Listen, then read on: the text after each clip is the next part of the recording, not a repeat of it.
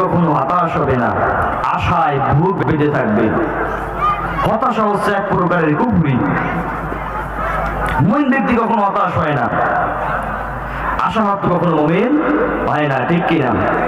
সব সময় আশায় বুক বেঁধে থাকবে, আল্লাহর রহমত থেকে মুমিন কখনো নিরাশ হবে না। আল্লাহ পাক বলেন, হাবিব আপনি বলে দেন, কুল ইয়া ইবাদিয়াল্লাযীনা আসরাফু আলা আনফুসিহিম লা তাকনাতু মির রাহমাতিল্লাহ। সুবহানাল্লাহ বলেন। ও আমার বান্দারা, তোমরা আল্লাহর রহমত থেকে নিরাশ হইও না। চিন্তায় আছো, আল্লাহর কাছে ডাকো, আল্লাহ রাব্বুল আমিন তোমার পেরেশানি দূর করে দেবেন। অভাবগ্রস্ত আছো, আল্লাহকে ডাকো, আল্লাহ পাক অভাব দূর করে দিবেন।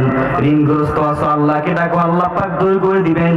রোগে আক্রান্ত আছো, আল্লাহকে ডাকো, আল্লাহ পাক মুক্তি দান করে দিবেন। গুনাহ করেছো, গুনাহের কারণে হতাশ হইও না। মানুষ মাত্রই গুনাহ করে। তোমার গুনাহ যদি হয় পাহাড় সম পরিমাণ, আল্লাহর রহমত তো আসমান সম পরিমাণ। তোমার রহমত গুনাহ যদি হয় আসমান সমান, আল্লাহর রহমত তো আরশে আজিম ছাড়িয়ে গেছে। বলেন সুবহানাল্লাহ। ইন্নাল্লাহা ইয়াগফিরুয যুনুবা জামিআ ইন্নাহু হুয়াল গফুরুর রহিম। সুবহানাল্লাহ বলে।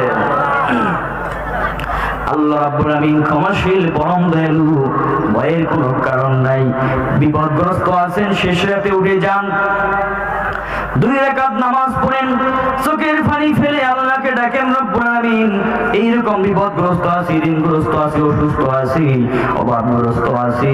আল্লাহ পাক প্রথম আসমানে, শেষ রাতে প্রথম আসমানে চলে আসেন, আর বান্দাকে ডাকতে ডাকেন, আমার বান্দারা কে আছো বিপদগ্রস্ত, আমাকে ডাকো, আমি তোমার ডাকে সাড়া দিব।